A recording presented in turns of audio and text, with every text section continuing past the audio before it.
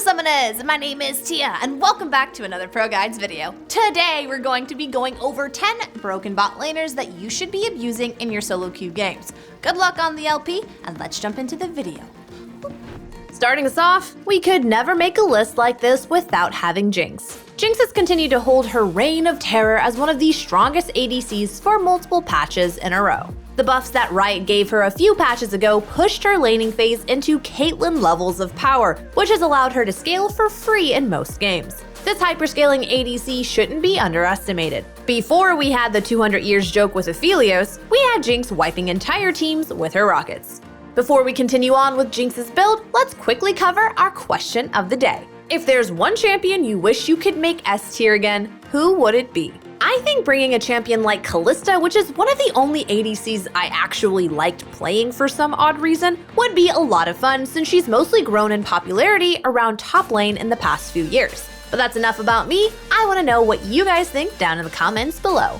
And now it is time to hop right into JINX's build.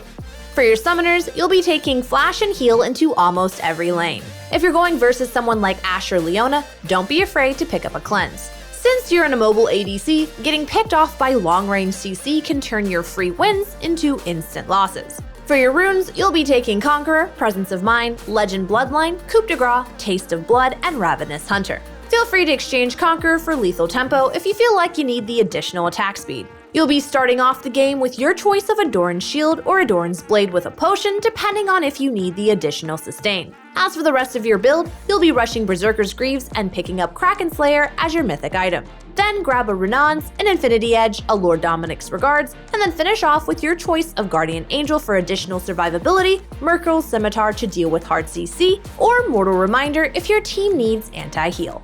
Next up, we've got yet another king of bot lane, Mr. SWAIN. Since the season started, SWAIN has held his spot as having one of the highest win rates in the bot lane. Even now, he maintains first place due to his high amounts of power.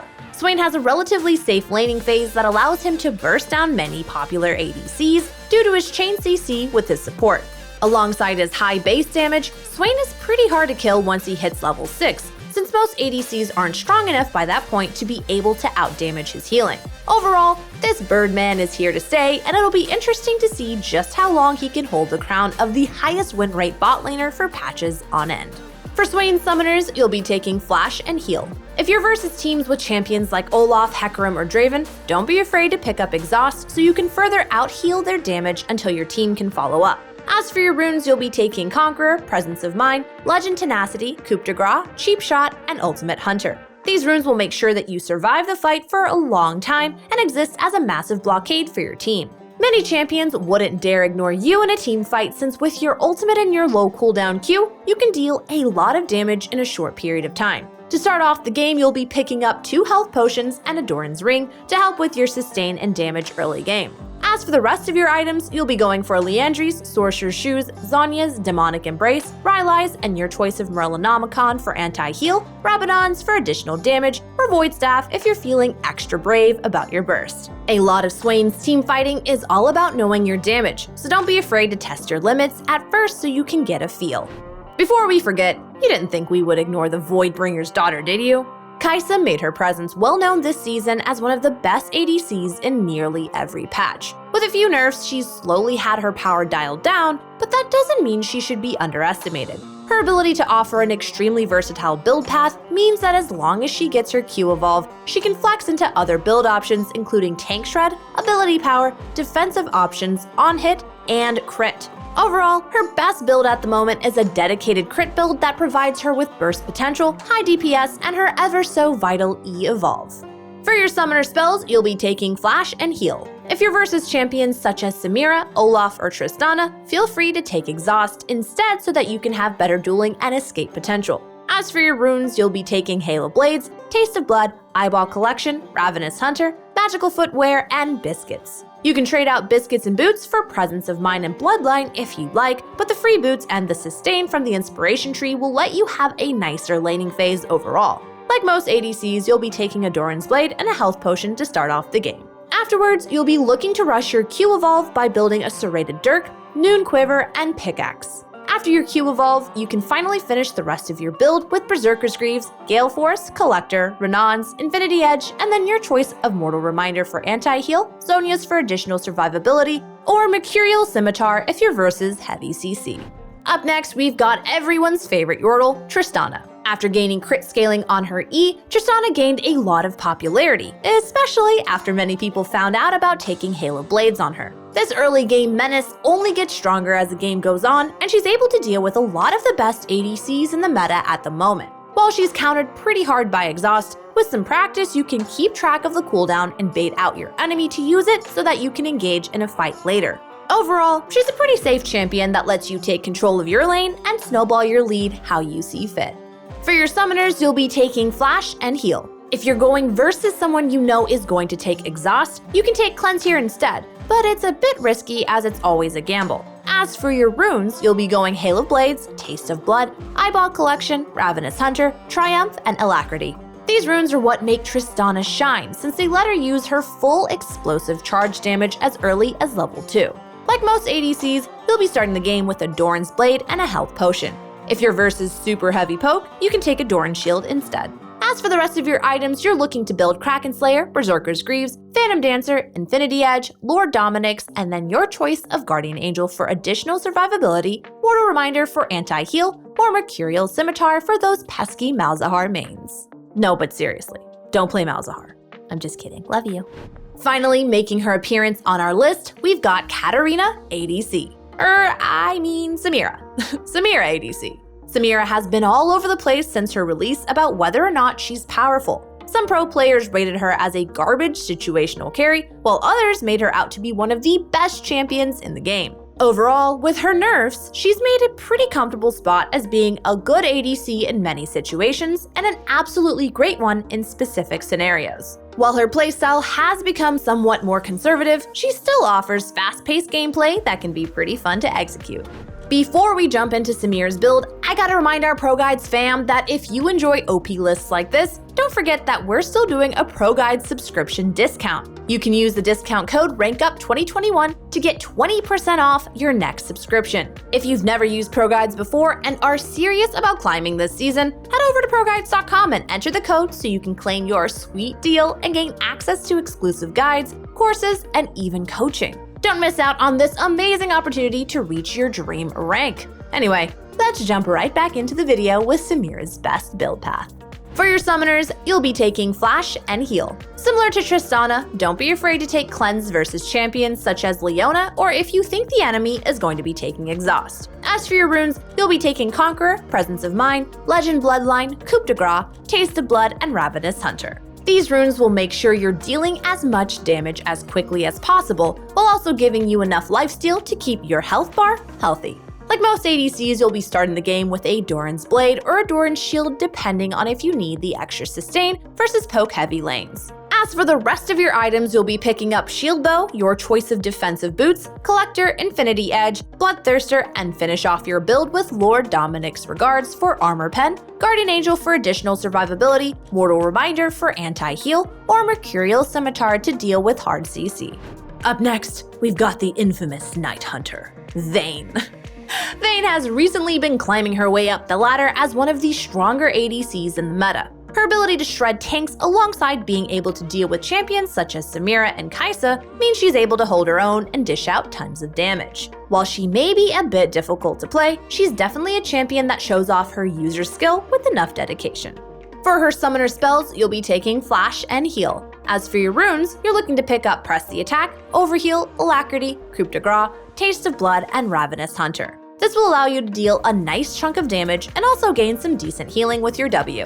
Like most ADCs, you'll be starting a Doran's Blade and a health potion. Due to your short range, it's important to not be afraid of picking up a Doran's Shield instead, since it can often be the difference between you making it to the mid-game or not. For the rest of your items, you're looking to build Kraken Slayer, Berserker's Greaves, Phantom Dancer, Infinity Edge, Bloodthirster, and then your choice of Lord Dominik's for extra armor pen, Mercurial Scimitar to deal with that pesky CC, Guardian Angel for survivability, or Mortal Reminder for some extra anti-heal. While it may not be a curtain call, JIN is still here to make an appearance due to his strong laning and powerful itemization. JHIN is a bit of a different ADC. While Gale Force received a slight nerf a few patches ago, it didn't hit JHIN as hard as many may have thought. His ability to deal with squishy champions extremely easily, while also providing his team with a lot of utility, makes him a very well-rounded ADC. Just be sure not to pick him into teams with a ton of tanks. For your summoners, you'll be taking Flash and Heal. As for your runes, there are currently 2 different build paths with JHIN, but the most successful one is his Dark Harvest rune page. For this, you'll be taking Dark Harvest, Taste of Blood, Eyeball Collection, Ravenous Hunter, Presence of Mind, and Legend Bloodline. These runes, combined with your 4-shot and Collector, make you a deadly executioner for anyone under 50 HP. To start off the game, you'll be building a potion and a Doran's Blade. As for the rest of your items, be sure to pick up Gale Force, Swiftness Boots, the Collector, Rapid Fire Cannon, Infinity Edge, and then your choice of Lord Dominic's for Armor Pen, Mortal Reminder for extra anti-heal, or Mercurial Scimitar to deal with CC. Up next, we've got CAITLYN. This Piltovan Sheriff has slowly made her way back into a decent spot thanks to her new skin. Her powerful laning phase lets her deal with a lot of enemies before they can even start becoming problems in the mid-game. Known for her extremely long range, she's able to punish many carries every time they go for a CS. And if she ever makes it to your turret, she'll likely take a plate and half your health bar with her. Overall, CAITLYN is a really strong blind pick that can be a lot of fun to play.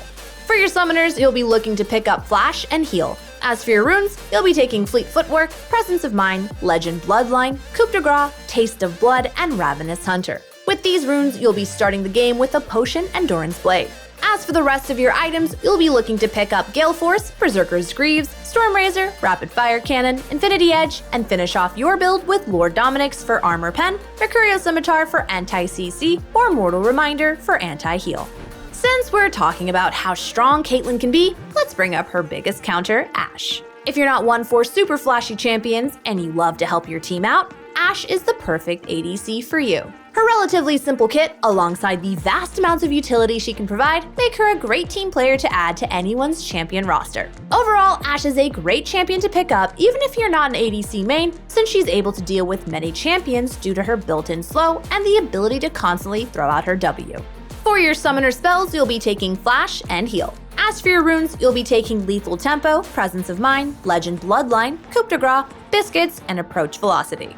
As usual, you'll be starting the game with a Doran's Blade and a health potion. As for the rest of your items, you'll be picking up a Shield Bow, Berserker's Greaves, Renan's, Infinity Edge, Lord Dominic's, and then finish off with either a Mortal Reminder for anti-heal or a Mercurial Scimitar if you keep getting caught out by the random Sejuani ult. Last, but certainly not least, we've got Miss Fortune.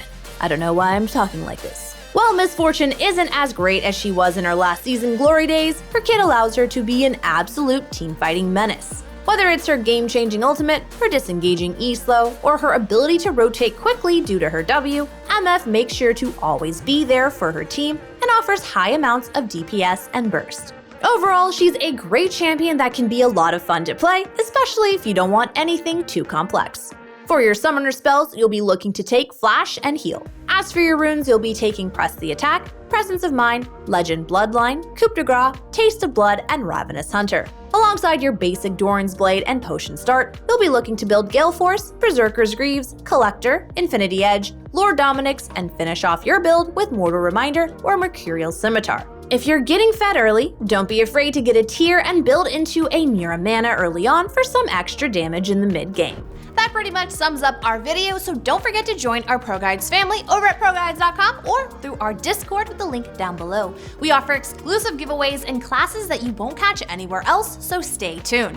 Thank you all so much for watching. Don't forget to like, subscribe, share with your third cousin. We'll see you guys in the next video, so don't forget to stay safe and healthy, and I'm giving you positive vibes, and send me more memes on my IG and we can be friends even more. I've been DMing you guys back, and even those who say you don't DM back, I've been liking them. I've been seeing it.